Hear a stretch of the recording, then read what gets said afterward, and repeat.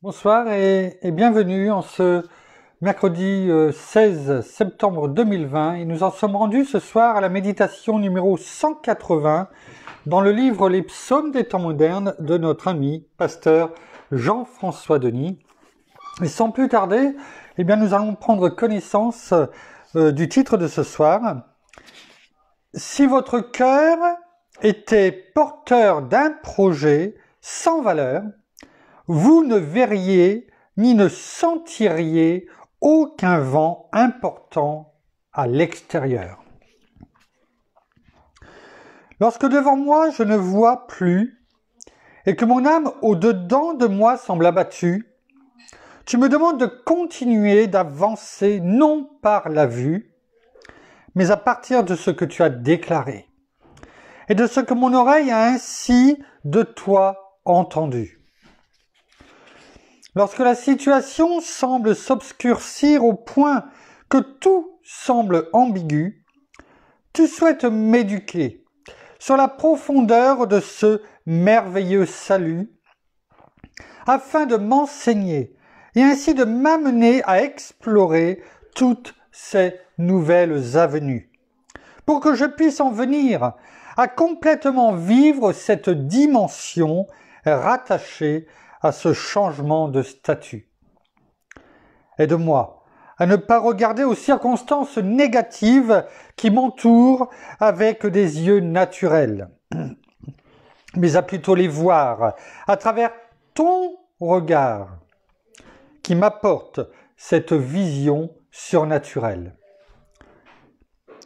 Puis-je puiser dans ces temps difficiles toute mon aspiration à la source de ce que pour moi tu as déclaré, car ta parole est une lampe sur mon sentier qui m'éclaire dans l'obscurité. Je sais que ta main n'est pas trop courte pour me guider et ton bras n'est pas trop court dans cette bataille pour me protéger. Alors, peu importe ce qui se passe autour de moi, ou encore ce qui semblait m'avoir été enlevé pendant que je marche dans cette voie. Je sais que toi, mon roi, tu es bien présent et que mes yeux sont constamment fixés sur toi. Dans ces moments d'incertitude et de questionnement, tu es toujours là, prêt à répondre à ma foi. Soyons conscients de notre victoire spirituelle et rendons-le manifeste dans notre monde matériel. L'adversité arrive constamment lorsque nous nous levons pour accomplir la vision qui nous conduira à cette nouvelle destination. Le diable s'oppose toujours pour venir en cours de route nous décourager et nous pousser à tout abandonner. Mais Dieu permet ceci afin que nous prenions de la posture sur le chemin de notre destinée. Les héros de la foi ont tous été éprouvés, mais c'est seulement à travers leur persévérance à prier et à croire en ce Dieu et en croire en ce que Dieu a déclaré qu'ils en sont venus sur l'ennemi à triompher. Dans les épreuves, le malin attaque nos croyances, notre espérance et notre détermination. Son objectif est de nous amener à faire une croix sur nos rêves et nos ambitions. Regarder aux circonstances revient à écouter cette voie vers l'échec et l'insuccès, alors que de garder nos yeux fixés sur lui pave la voie vers la victoire sur la route du succès. Hier est passé. Aujourd'hui est une nouvelle journée. Pourquoi donc de demain s'inquiéter alors que ce jour n'est pour l'instant dans ta tête virtuellement qu'une simple pensée? La prière fervente du juste a une très grande efficacité. Ceci est plus qu'un simple communiqué. Car c'est à cela que nous avons tous été appelés. Maintenant, tu dois continuer à le déclarer pour le voir devenir dans ta vie réalité. Aujourd'hui, agis par la foi avec la parole qu'il t'a déjà donnée et qu'il a sur ta vie affirmée. Car après avoir prié, si tu ne fais rien avec ce qu'il t'a révélé, rien ne pourra alors arriver. La foi sans les œuvres est vaine. Elle ne s'active que lorsque concrètement tu sèmes. Les signes accompagnent et fonctionnent seulement avec ceux qui se mettent en action et qui, malgré les circonstances, continueront à prendre position. Tu dois, dans la vie, provoquer le miracle et t'en emparer. Cela débute premièrement en te levant de ton divan et en fermant la télé, commençant avec cette conviction de marcher, de faire, d'agir et d'avancer, selon la parole qu'il t'a un jour donnée, qu'il a de sa bouche attestée et dans ton cœur estampillée. Il arrive un moment où nous devons arrêter d'espérer et où nous avons le mandat de commencer à changer nos pensées et à nous encourager. Braver certaines difficultés en vient à saisir cette fenêtre d'opportunité afin de voir Jésus à travers nous et à travers nos épreuves être glorifié.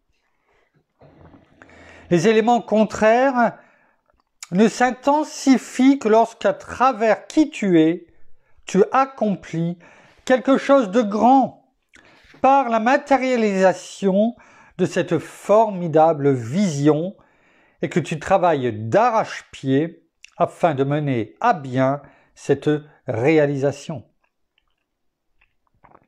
Si votre cœur était porteur d'un projet sans valeur, vous ne verriez ni ne sentiriez aucun vent important à l'extérieur.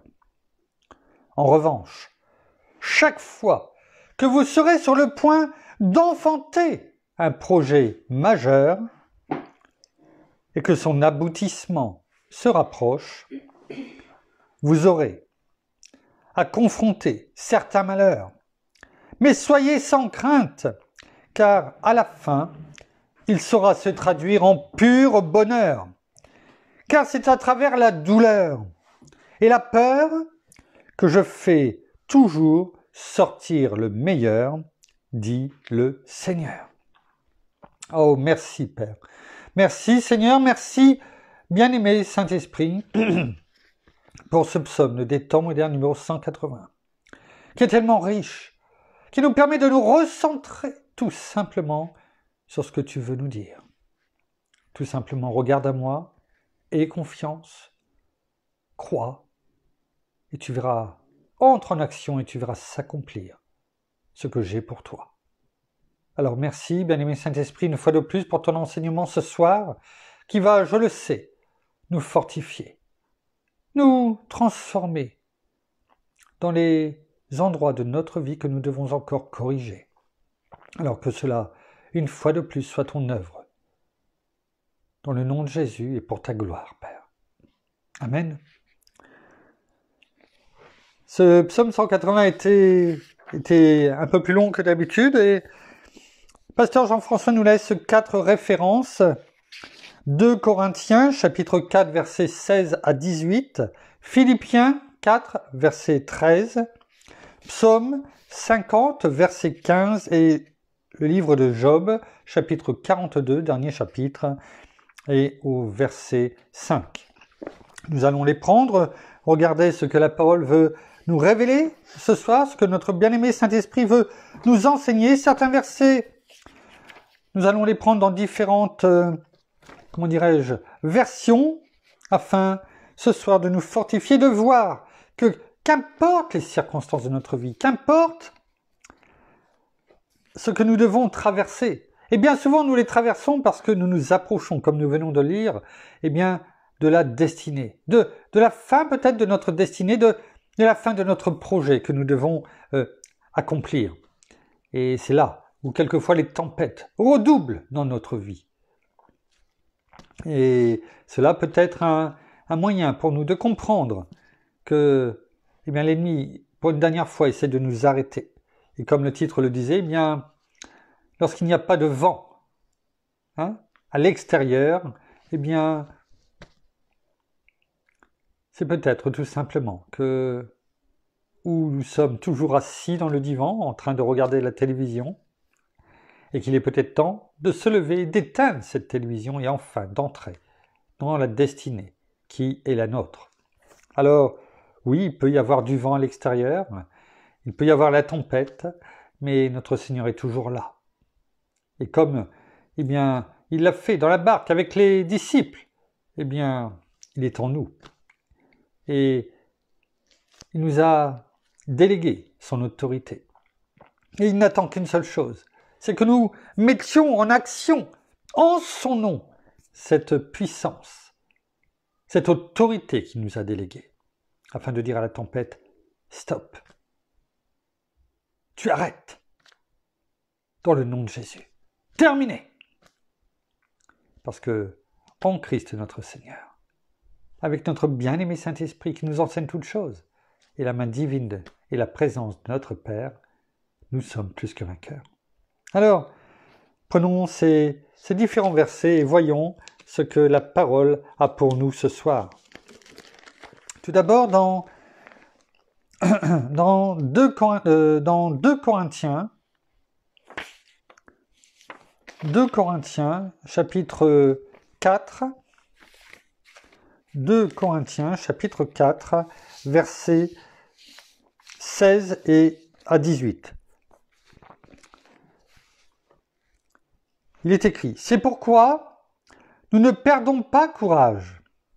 Et même lorsque notre homme extérieur se détruit, notre homme intérieur se renouvelle de jour en jour. Nous nous renouvelons. Car un moment de légère affliction produit pour nous, au-delà de toute mesure, un poids éternel de gloire. Aussi, nous regardons non point aux choses visibles, mais à celles qui sont invisibles. Car les choses visibles sont momentanées et les invisibles sont éternelles. Même si nous sommes dans l'affliction, nous avons toujours ces bénédictions qui nous viennent de là-haut, de notre Père, de l'intérieur. Notre Seigneur est plus que vainqueur en toutes choses. La parole nous dit dans 1 Jean 4,4 « Celui qui vit en vous est plus grand que celui qui vit dans le monde. » Il est en nous. Il est dans notre homme intérieur. Il nous renouvelle chaque jour les compassions de Dieu, sa fidélité, sa bonté, sa bienveillance se renouvellent chaque jour. Elles ne sont jamais épuisées. Il nous renouvelle notre bien-aimé Saint-Esprit chaque jour. On le prie avec mon épouse. Il nous renouvelle dans nos forces et il augmente même chaque jour nos capacités physiques, intellectuelles et mémorielles. Il nous garde de tout égoïsme. Il garde notre cœur plus que toute autre chose, car de lui viennent les sources de la vie. Il nous garde de toute convoitise de la chair, de toute convoitise des yeux, de tout orgueil de la vie. Car cela ne vient pas du Père, mais vient du monde. Et oui, ce vent extérieur qui souffle par moments, oui, vient du monde, ne vient pas de l'intérieur. Ce souffle de vie, oui, qui nous vient de l'intérieur, c'est celui qui nettoie. Alors n'ayons aucune crainte. Si nous sommes par moments un peu, légèrement, comme il est dit, dans l'affliction, et ne perdons pas courage, la parole l'a dit, c'est pourquoi nous ne perdons pas courage. La parole ne dit pas ne perdez pas courage. La parole nous dit, nous, ensemble, ne perdons pas courage. Car un moment de légère affliction. Il n'est pas dit d'affliction tout court. Parce que là, on pourrait se dire, oui, mais je suis vraiment attaqué, c'est tellement dur, etc. Je n'ai pas dit que ça ne pouvait pas être le cas. Mais la parole nous dit, ce ne sont que des légères afflictions, à côté de ce que j'ai pour toi. On va le voir. On va le voir. Tout d'abord, le verset suivant dans Philippiens 4, verset 13. On le connaît par cœur avec mon épouse. On l'a déjà médité. Enfin, en tout cas, on l'a déjà cité plus d'une fois. Et on va le prendre dans d'autres versions. Philippiens 4, verset 13. Je puis tout par celui, c'est-à-dire par Christ, qui me fortifie. Dans la Bible en français courant, il est écrit « Je peux faire face à toutes les difficultés ». J'aime cette version. Elle nous parle, encore plus peut-être. Je peux faire face, et on sait ce que ça veut dire, à toutes les difficultés. Il n'est pas dit à toute difficulté au singulier, à toutes les difficultés. C'est-à-dire toutes les difficultés. Il n'y en a pas une seule où on est là en face et on se dit « Ah ça, j'y arriverai pas. Ça, c'est au-dessus de mes forces. Ça, ce n'est pas possible pour moi. Je ne suis pas forcément qualifié, etc. etc. » Toutes les excuses que l'ennemi met dans ta tête pour te rabaisser. La parole, elle. Et c'est celle-ci qu'il faut proclamer. C'est pourquoi il est bon de connaître des versets par cœur. Lorsque des mauvaises pensées mises en place par l'ennemi ou par l'être humain qui est en face de vous et qui vous dit de toute façon, ça peut être même quelquefois des frères et des sœurs, tout simplement, qui nous disent, eh bien, non, ça tu ne seras pas capable, c'est pas pour toi, de toute façon, c'est impossible pour toi. Alors, chassons toutes ces paroles, mais aussi de nous-mêmes, toutes ces paroles négatives que l'on peut dire, tellement on a été formaté depuis notre jeunesse. Alors, je peux faire face, la parole nous dit. Et c'est ça qu'il faut dire. Je peux faire face à toutes les difficultés grâce au Christ qui m'en donne la force. Ce soir, j'étais particulièrement fatigué. Je sais qu'il y a encore du travail à faire encore derrière. Et de plus en plus, je sais que ce n'est pas par mes propres forces humaines que j'y arriverai, parce que sinon, je pense que je m'assierais par terre, entre guillemets, au milieu de la pièce, et puis je dirais stop. Mais au contraire, je viens devant notre Seigneur et je lui dis merci Seigneur, parce que je sais que tu vas me donner la force d'aller jusqu'au bout, de persévérer, de faire ce que l'on fait chaque jour. Hors de question de ne pas nous nourrir de ta parole, Père.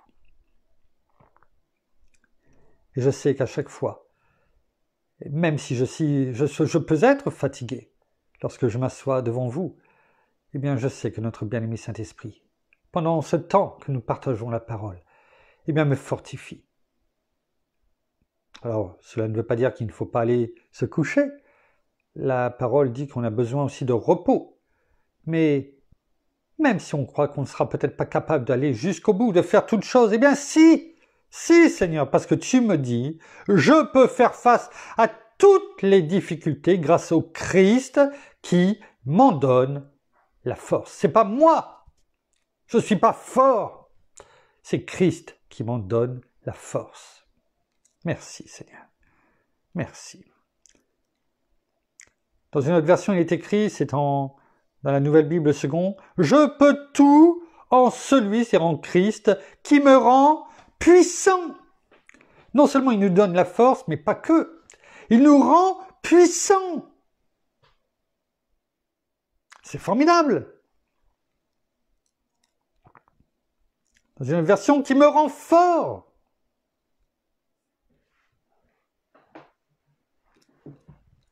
Voyez un petit peu la différence.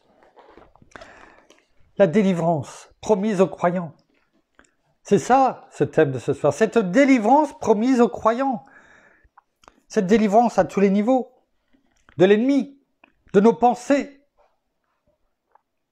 de cette façon peut-être de nous voir dans les circonstances ou de faire face aux tempêtes, cette délivrance qui nous est donnée tout simplement par la parole, par notre Seigneur, comme on vient de le dire dans Philippiens 4, 13.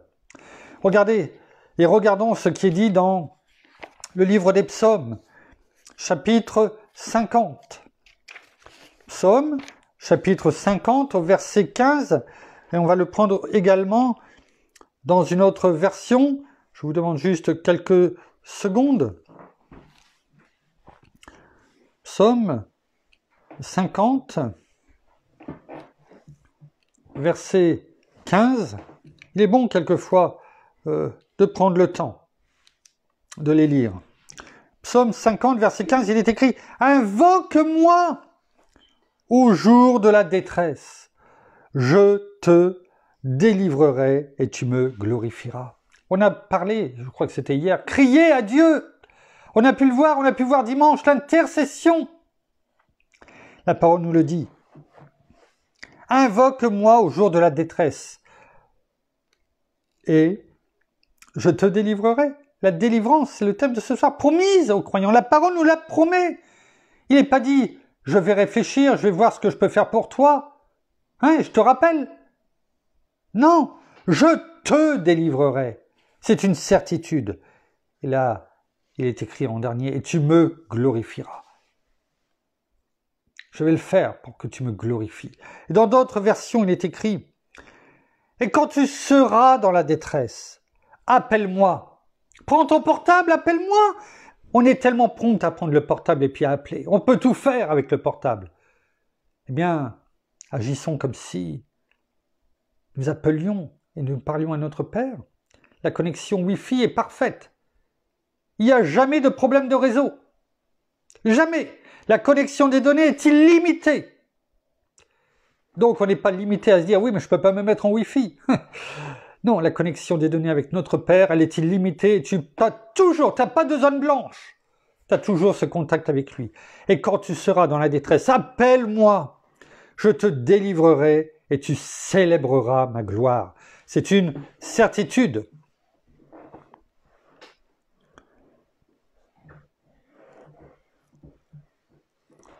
Dans une autre version, il est écrit « Alors quand tu seras dans le malheur, fais appel à moi.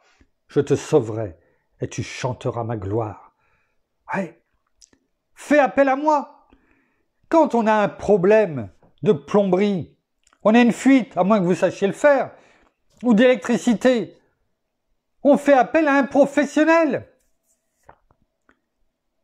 Ou à quelqu'un en tout cas qui sait le faire. La parole nous dit, fais appel à moi. Tu es dans le malheur? Dans la détresse? Tu sais pas quoi faire? Ben, tu connais mon numéro. Fais appel à moi. Et là, il nous délivrera. Il a dit, je te sauverai. Donc si on ne sait pas quoi faire, le premier numéro que nous devons toujours avoir dans nos bouches, dans nos pensées, à chaque seconde de nos vies, pour nous, pour nos proches, nos frères, nos sœurs, c'est d'appeler Dieu. Appelle-le. Il sera toujours là pour toi. La ligne ne sera jamais occupée. Il n'y aura jamais de répondeur. Tu auras toujours la bonne personne au bon moment.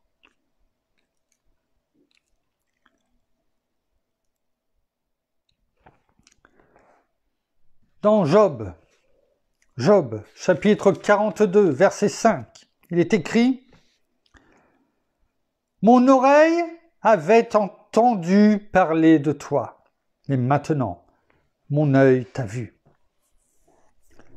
Oui, j'avais entendu peut-être parler, oui, de loin de notre Seigneur, on l'a pu le méditer déjà. Mais là, mon œil t'a vu. Maintenant, mon œil t'a vu. A vu ce que tu as fait pour moi. Mais on peut dire aujourd'hui aussi, c'est, contrairement à Job à l'époque, aussi, mon œil t'a vu au travers de ta parole, parce que j'ai lu, à haute voix, j'ai entendu tout ce que tu avais fait pour les autres également. Et ce que tu as fait pour les autres, on continue. Et c'est aussi pour nous aujourd'hui. Ce n'est pas que pour les autres. La parole est pour chacun qui ouvre la Bible et la déclare et la proclame de pleine voix. N'oublions pas Josué 1,8. Ce livre ne s'éloignera pas de ta bouche. Donc oui, l'œil a vu ce que tu as fait. Mais ma bouche, si le livre ne doit pas s'éloigner de ma bouche, c'est-à-dire que je dois la lire et la proclamer à haute voix. Merci, Père. Dans Job, toujours, chapitre 5, verset 19. Là aussi, on va la prendre dans plusieurs versions. Job, le livre de Job, chapitre 5, verset 19. Job 5, verset 19. Il est écrit « 6 fois il te délivrera de la détresse, et 7 fois le mal ne t'atteindra pas. » Dans notre version, il est écrit « Plus d'une fois il te sauvera de l'angoisse. À la fin, le mal ne t'atteindra pas. » Vous voyez, ça n'a rien à voir avec ce qu'on vient de lire. C'est notre façon, mais on la comprend. Plus d'une fois. Pas qu'une seule fois, il ne viendra pas à ton secours une fois, et puis il dira, écoute, je suis venu, voilà, tu as un forfait, quoi, hein, comme on a pour l'électricité, en ce qui nous concerne, un contrat pour l'électricité et pour l'eau, c'est 2 interventions gratuites, parce qu'on paye quand même un abonnement tous les mois, hein, 2 interventions gratuites par an. Au-delà, eh bien, il faut payer. Et encore, c'est limité dans les montants. Hein. Mais là, il n'y a pas d'abonnement. Tout a été payé par notre Seigneur Jésus-Christ. Et il n'y a pas de forfait. Plus d'une fois, il te sauvera de l'angoisse. À la fin, le mal ne t'atteindra pas. C'est réjouissant. C'est fortifiant de savoir que lorsque l'on fait appel à notre Père, à notre Seigneur, à notre bien-aimé Saint-Esprit, à la fin, le mal ne nous atteindra pas. Pourquoi ? Parce qu'on croit en notre Père, en notre Seigneur. On sait que l'intercession à chaque fois est en route et que ce que l'on a demandé, eh bien, il nous entend, il nous écoute et il vient. Il vient nous sauver. Il le dit, ça ne nous atteindra pas. Alors, arrêtons de nous lamenter en croyant que nous sommes seuls, que personne ne peut nous comprendre, que personne ne peut nous délivrer. La parole nous dit que cela ne nous atteindra pas, le mal. Dans une autre version, il est écrit « Tu peux connaître de nombreux malheurs ». Vous voyez, on peut connaître de nombreux malheurs. Mais il est écrit ensuite « Il te protégera toujours, toujours, et le mal ne te touchera jamais ». Il est bon de savoir que le mal ne nous atteindra jamais. Que pouvons-nous avoir de plus revigorant?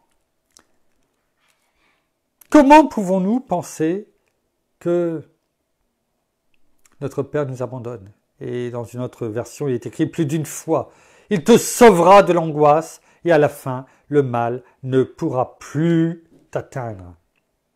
Pourquoi? Parce qu'il nous aura déjà délivrés de l'angoisse. Il nous aura sauvés de l'angoisse.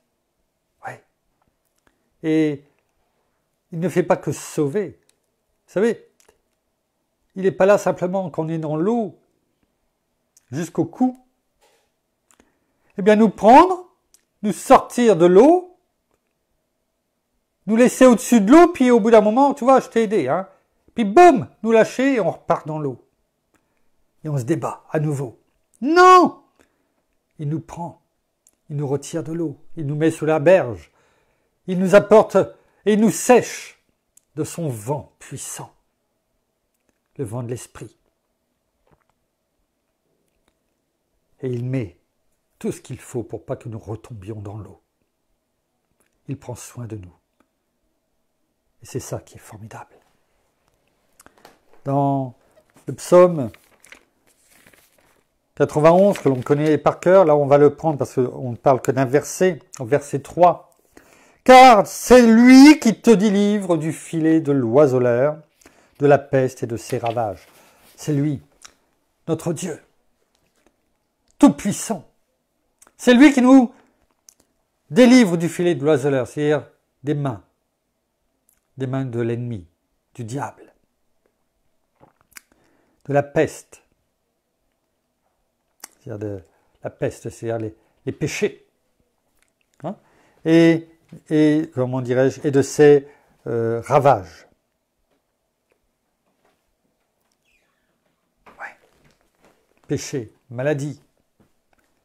Il te délivre de toutes choses. La seule chose qu'il te demande, c'est de croire en lui, tout simplement. Et de l'appeler. De ne pas attendre. Vous savez, quand on a une plaie, plus on attend, plus elle s'infecte. Et peut-être qu'au départ, ça aurait été rapide à soigner. Et après, eh bien, elle s'est infiltrée dans le sang. Et c'est là où ça devient dangereux.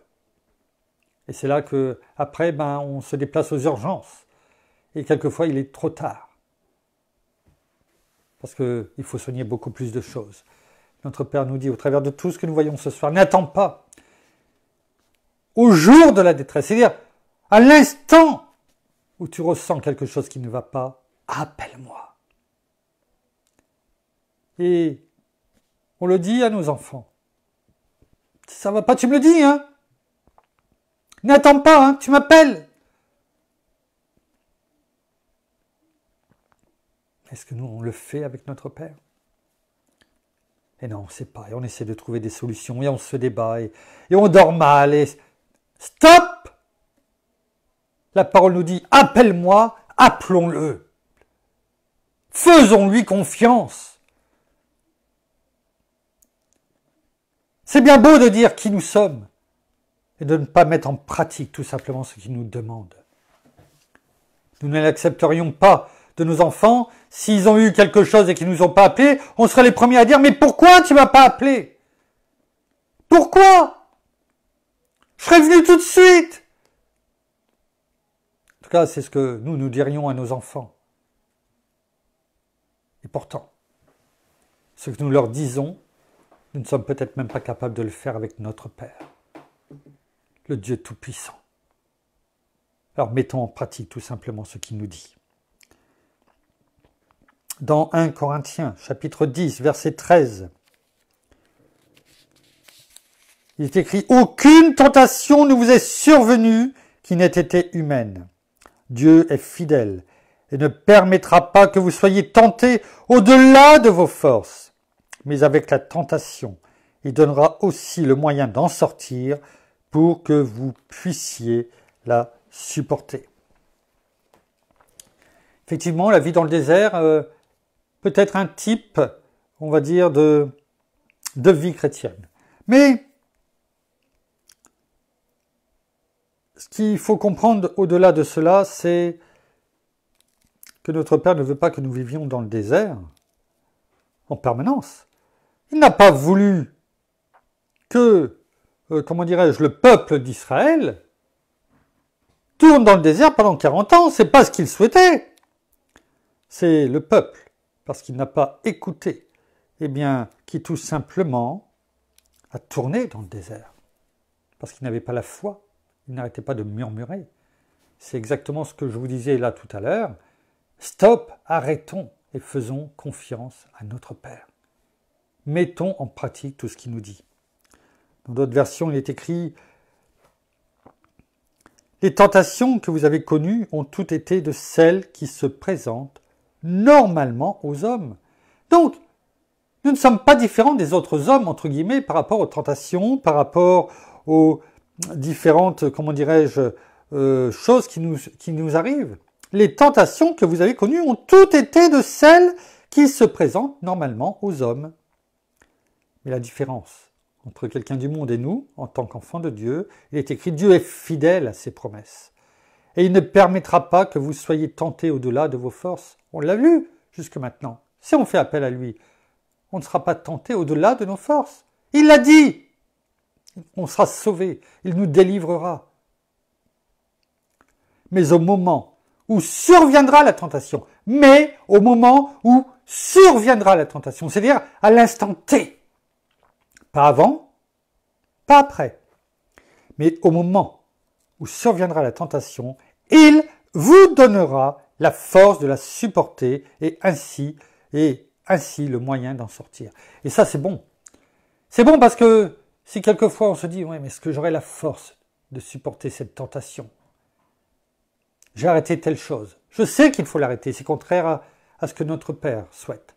Eh bien, ce qui est réconfortant, c'est que là, on a la réponse. Oui, j'y arriverai.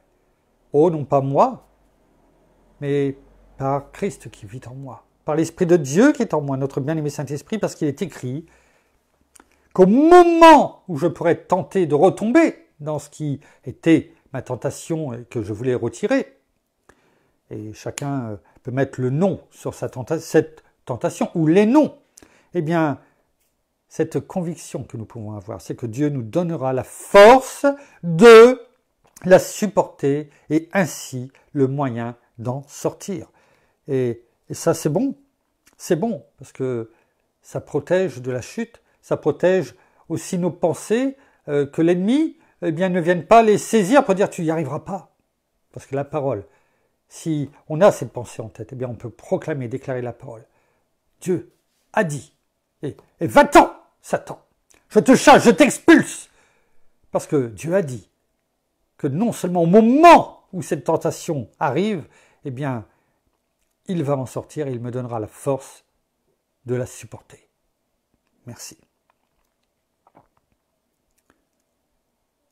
Ça, on l'a dit, cette version-là. Toutes les tentations que vous avez rencontrées étaient normales pour des hommes et des femmes.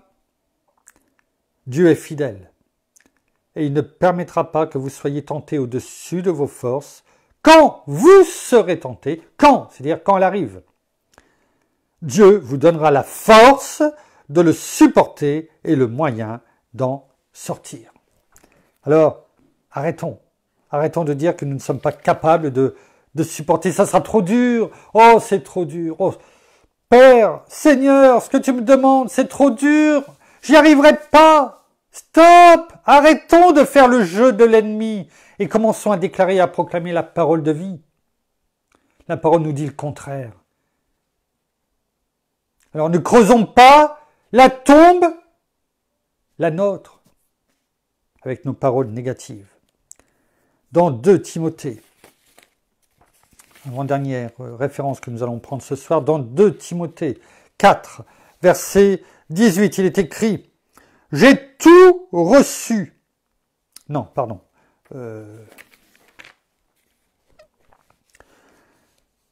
C'est bien que j'y étais pas. « Le Seigneur me délivrera de toute œuvre mauvaise et me sauvera pour me faire entrer dans son royaume céleste. À lui la gloire au siècle des siècles. Amen. » Il est encore parlé de délivrance. Le Seigneur me délivrera de toute œuvre mauvaise et me sauvera. Comment peut-on penser, alors que la parole nous dit de toute œuvre mauvaise, je te délivrerai? Donc, comme je l'ai dit, déclarons et proclamons la parole et arrêtons de dire que nous n'y arriverons pas. Enfin, dernière référence qui se trouve dans 2 Pierre, on va la prendre ensemble, 2 Pierre, chapitre 2, verset 9, 2 Pierre, chapitre 2, verset 9, il est écrit « C'est donc que le Seigneur s'est délivré de l'épreuve les hommes pieux et réservé les injustes pour les châtier au jour du jugement. » Là encore, on voit les 2 chemins. Notre Père est un juste juge. Il ne juge pas plus durement les uns que les autres, il est juste. Et la parole nous dit, « Ainsi le Seigneur s'est délivré de l'épreuve. » Il s'est délivré de l'épreuve. Les personnes qui lui sont attachées. La parole nous le dit, on le dit bien souvent, dans Jean 15. Celui qui demeure en moi et moi en lui portera beaucoup de fruits, car sans moi, vous ne pouvez rien faire. Pourquoi? Parce que si le Seigneur n'est pas là, on n'y est pas attaché. Tout simplement. Donc ainsi le Seigneur s'est délivré de l'épreuve les personnes qui lui sont attachées et tenir en réserve, c'est-à-dire qu'il les met de côté, ceux qui font le mal pourquoi il les met de côté? Pour les punir au jour du jugement. Alors ça ne veut pas dire qu'on soit bien d'accord que ces personnes-là ne peuvent pas se repentir. On le sait, c'est pas du tout ce que je dis. Mais dans l'attente de cette repentance, si repentance il doit y avoir, et je prie pour toute personne qui ne te connaisse pas, Seigneur, afin qu'elle se repente jusqu'au même dernier moment, comme le brigand sur la croix. Mais dans le cas contraire, elles sont mises en réserve pour les punir au jour du jugement. Dans une version est écrit, cela montre donc que le Seigneur peut délivrer de la souffrance ceux qui lui sont fidèles. Attachés, fidèles, c'est des mots forts. Voilà ce que nous devons être. Et si nous ne le sommes pas, dépêchons-nous de le devenir. Et il peut garder en réserve les gens mauvais pour les punir le jour du jugement.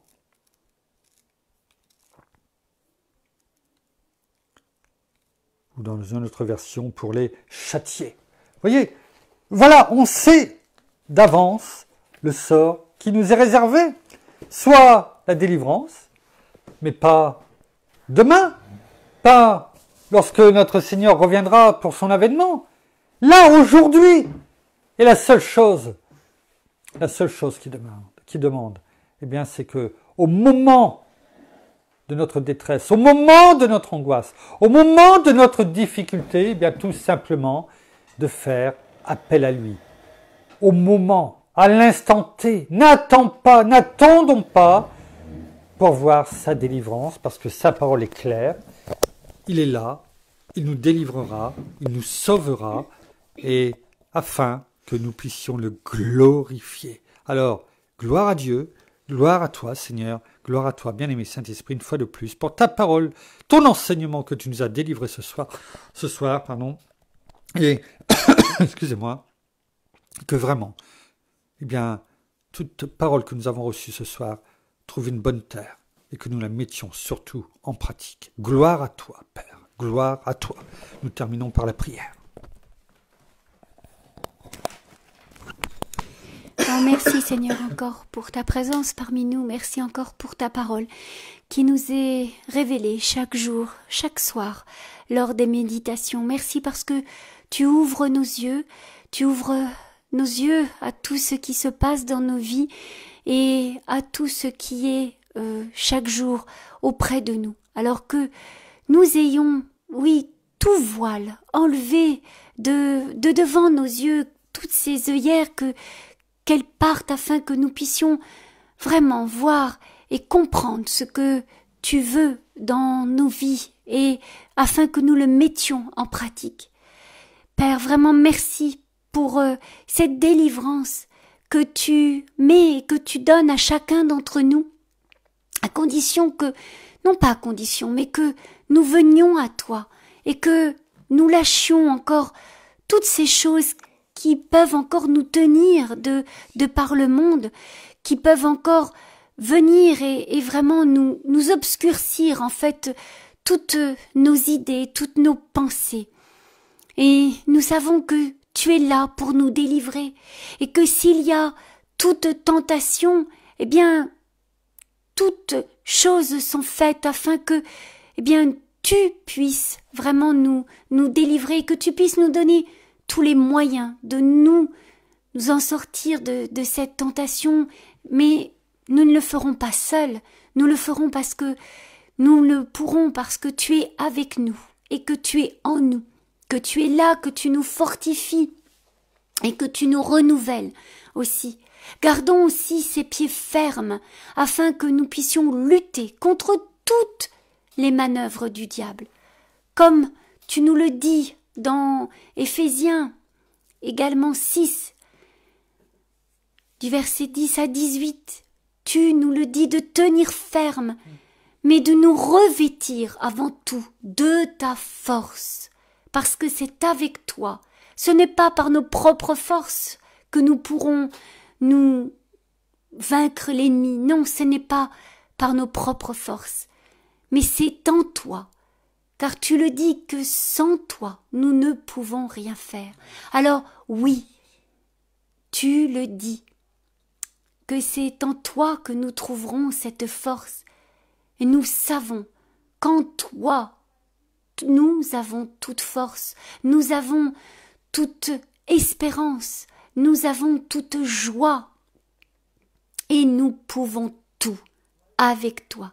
Rien ne nous arrêtera avec toi. Ce n'est pas par nos propres forces, en tant qu'humains, mais c'est avec toi que nous pourrons avancer. Alors oui, fortifions-nous chaque jour, délivre-nous et nous te glorifierons. Alors merci pour tout, Père. Merci encore pour tout ce que tu fais dans nos vies, tout ce que tu peux nous montrer jour après jour. Merci encore de ta bienveillance et de ton amour. Sachons venir à toi dans n'importe quelle circonstance de nos vies. Sachons aussi crier à ton nom et venir à toi afin de te parler. Oh oui, merci Père. Merci bien-aimé Saint-Esprit. Merci Seigneur Jésus pour ta présence en nous. Et merci de nous révéler toutes choses par notre bien-aimé Saint-Esprit, tout enseignement, toute parole. Merci. Soyez tous abondamment bénis dans le nom de Jésus. Amen.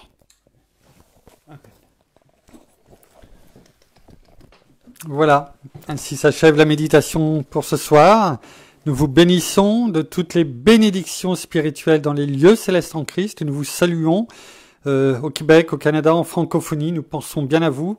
Prions, continuons à prier chaque jour les uns pour les autres afin de nous renouveler mutuellement. Nous faisons partie du même corps et il est bon de prier les uns pour les autres afin que non seulement nous chacun aille au bout de sa destinée et faire ce que notre Seigneur demande à chacun d'entre nous et d'avoir aussi même si nous n'habitons pas l'un à côté de l'autre, d'avoir cette communion, parce qu'il n'y a pas de distance pour notre bien-aimé Saint-Esprit. Nous pouvons être en concordance, oui, en communion par notre bien-aimé Saint-Esprit les uns avec les autres en permanence. Alors, soyez abondamment bénis. Nous vous donnons rendez-vous demain au même endroit, on va dire à la même heure, 20h30, et passez une bonne nuit. En tout cas, à demain. Au revoir.